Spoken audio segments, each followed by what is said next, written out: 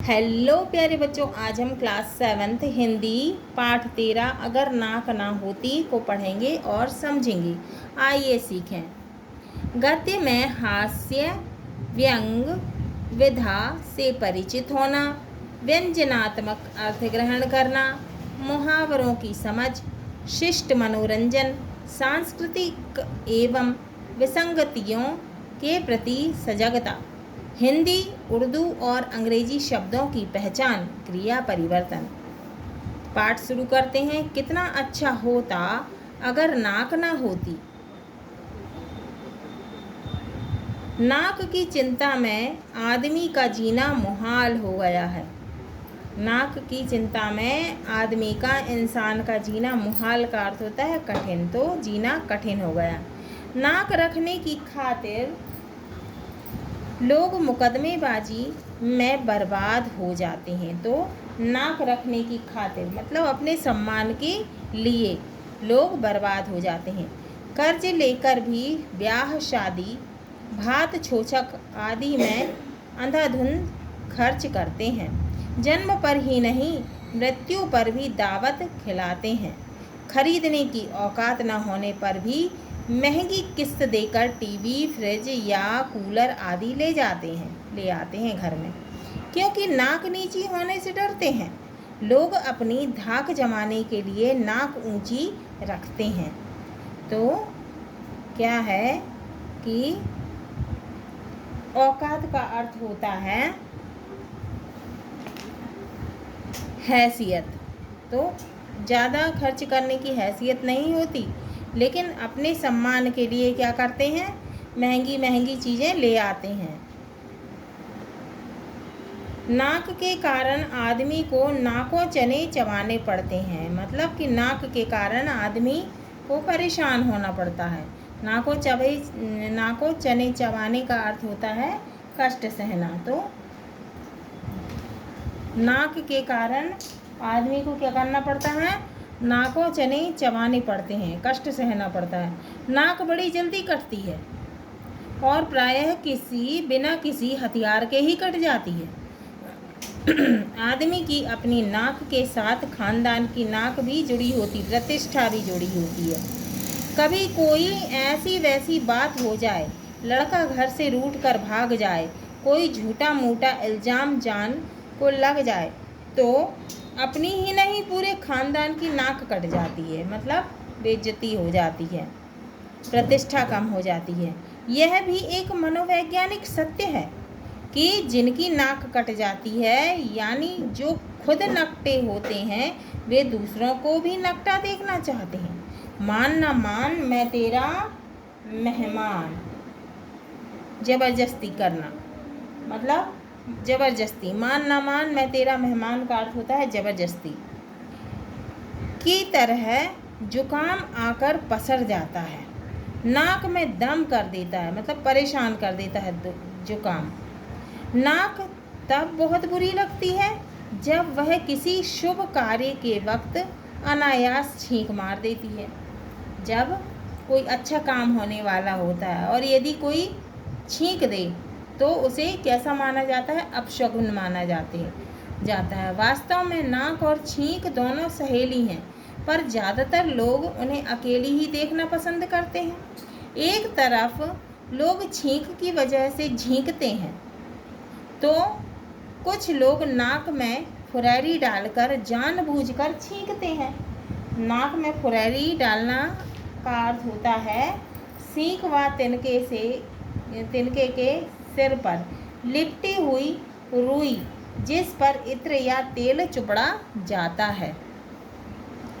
जब आदमी का बुरा वक्त आता है या उसे किसी से कोई काम करवाना होता है, तब वह सारी हेकड़ी माने अकड़, हेकड़ी का अर्थ होता है अकड़, तब वह सारी अकड़ भूल जाता है। एक बार क्या 1000 बार नाक रगड़ना है, तो एक बार क्या 1000 बार मिन्नतें करना। नाक रगड़ना का अर्थ होता है मिन्नतें करना, नाक रगड़ता है। जब कोई गलती हो जाती है तब भी आदमी को अपनी नाक रगड़नी पड़ती है।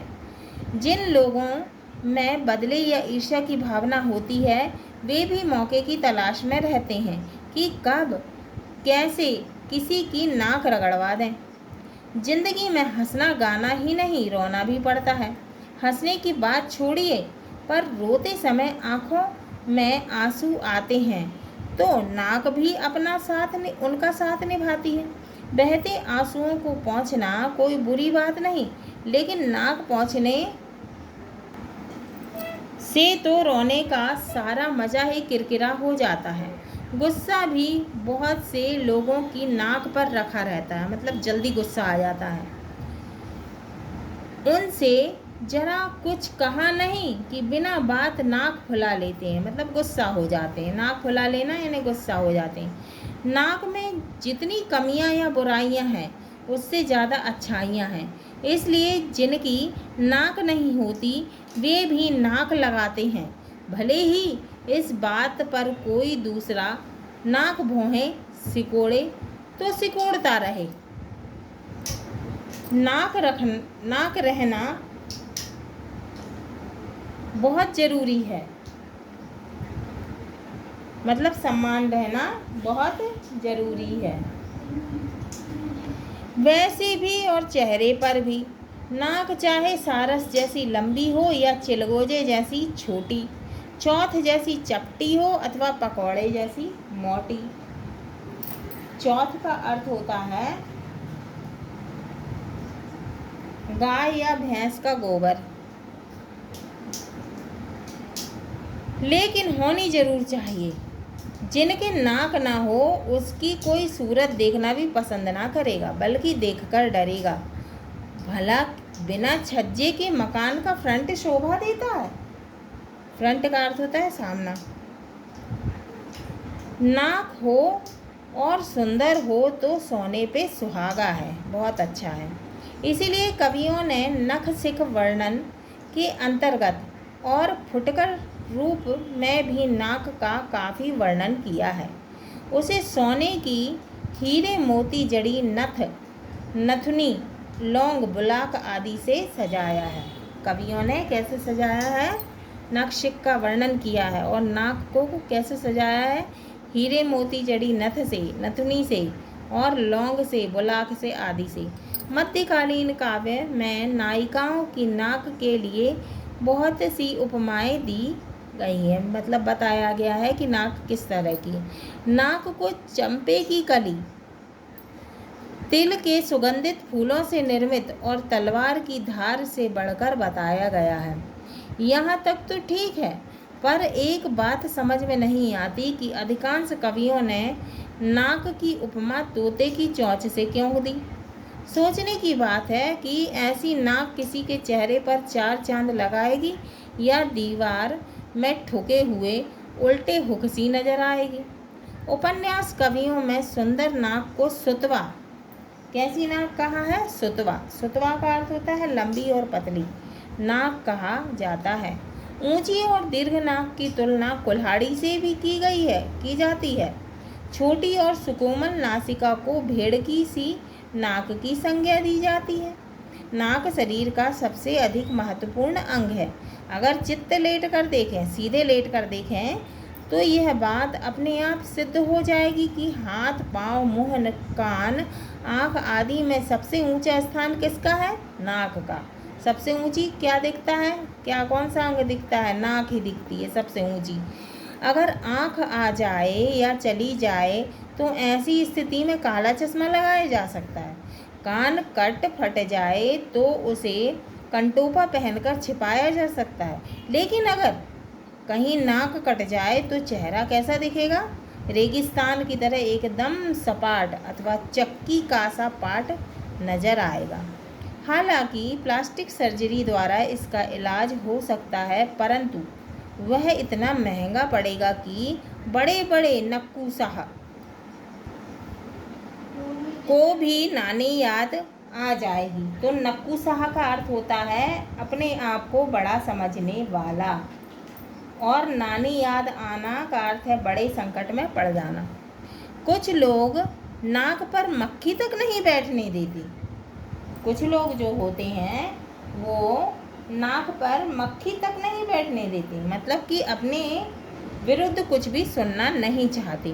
बहुत से ऐसे भी होते हैं कि जब वे कुंभकर्ण की भांति सोते हैं तो उनकी नाक नक्कारे सी बजती है, मतलब खर्राटे लेते हैं, खर्र खर्र करते हैं। कई लोगों की नाक के नीचे कुछ भी होता रहे, मतलब उनकी उपस्थिति में कुछ भी होता रहे, पर वे दीन दुनिया से बेखबर बने रहते हैं।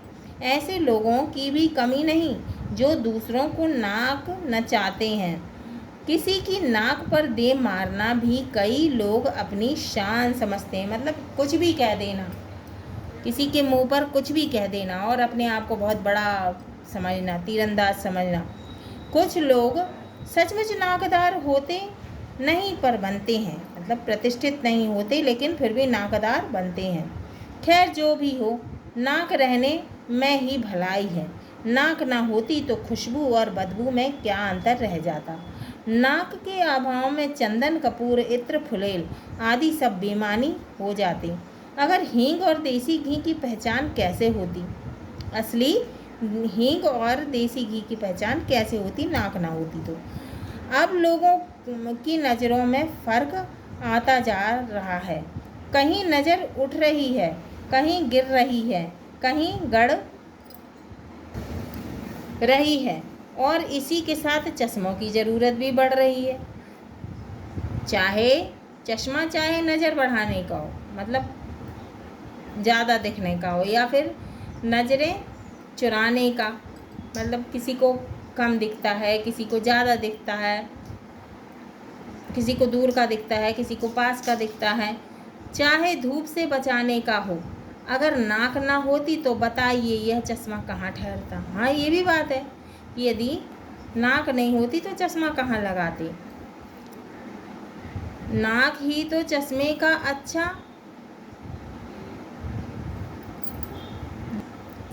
रख रखाव करती है।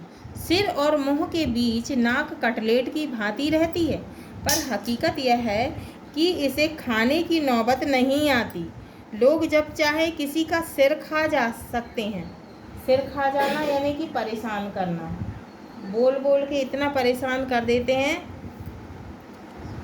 मतलब सिर खा जाते हैं। दिमाग और खोपड़ी चाट जाते हैं, इतना परेशान करते हैं, खोपड़ी चाट जाते हैं। पर नाक के साथ ऐसा कुछ नहीं हो सकता। अच्छे अच्छे चटोरों को भी यहाँ मुँह की खानी पड़ती है, मतलब अब अच्छे अच्छे चटोरे भी यहाँ पे हार जाते हैं। नाक के और भी बहुत से फायदे हैं। उच्छ्वास और निश्वास का कार्य मुँह से किया जा सकता है।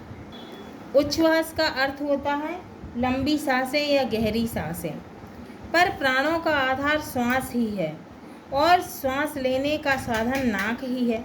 नाक की गड़बड़ी से आदमी नकियाने लगता है, वह नक्सुरा कहलाता है। नाक हीटर का काम भी करती है, बाहर की ठंडी हवा को गर्म करके अंदर पहुंचाती है और ठंड लगने से बचाती है। आजकल पर्यावरण प्रदूषण जोरों पर है। वातावरण में व्याप्त प्रदूषण को फेफड़ों तक जाने से नाक ही रोकती है। नाक में उगे बाल छन्ने और झाड़ू का काम करते हैं। बहुत से लोग मतलब साधने के लिए अपने मालिक की नाक के बाल बन जाते हैं, मतलब प्रिय बन जाते हैं मालिक के। जिस प्रकार अंगूठा दिखाने, आँख दिखाने, दांत दिखाने, पीठ दिखाने आदि के मुहावरे प्रचलित हैं, दुर्भाग्य कहें या सौभाग्य, नाक दिखाने का कोई मुहावरा नहीं है। हाँ, यदि नाक बीमार पड़ जाए तो कोई कितना भी नक्कू, मतलब कितना भी अपने आप को बड़ा क्यों ना समझे, क्यों ना हो, उसे भी मजबूर होकर नाक दिखाने के लिए किसी नाक वाले डॉक्टर की शरण में भागना पड़ता है। तो ये किसने लिखा है? ये पाठ गोपाल बाबू शर्मा जी ने। निम्नलिखित शब्दों के अर्थ शब्दकोश से खोजकर लिखिए। मुहाल का अर्थ होता है कठिन, औकात का अर्थ होता है हैसियत, हेकड़ी का अर्थ होता है अकड़, फ्रंट का अर्थ है सामना या मुकाबला, नक्कू शाह का अर्थ है अपने आप को बड़ा समझने वाला, निश्वास का अर्थ है श्वास निकाल देना बिना श्वास लिए, नाक नीची होना का अर्थ है अपमानित होना, नाक बचना का अर्थ है सम्मान की रक्षा करना, गुस्सा नाक पर रखा होना का अर्थ है जल्दी नाराज हो जाना, हाथ के तोते उड़ जाना का अर्थ है हाथ से अवसर निकल जाना। नानी याद आना का अर्थ है बड़े संकट में पड़ जाना। फुरेरी का अर्थ है सीख व तिनके के सिर पर लिपटी हुई रुई जिस पर इत्र या तेल चुपड़ा जाता है। चौथ का अर्थ है गाय या भैंस का गोबर। सुतवा का अर्थ है लंबी पतली। उच्छ्वास का अर्थ है लंबी सांसें गहरी सांसें। नाक रखना का अर्थ है सम्मान करना। नाक जमना का अर्थ है प्रभाव छोड़ना। नाकों चने चबाना का अर्थ है बहुत कष्ट सहना। मान न मान मैं तेरा मेहमान का अर्थ है जबरदस्ती करना। नाक फुलाना का अर्थ है रूठ जाना या गुस्सा हो जाना।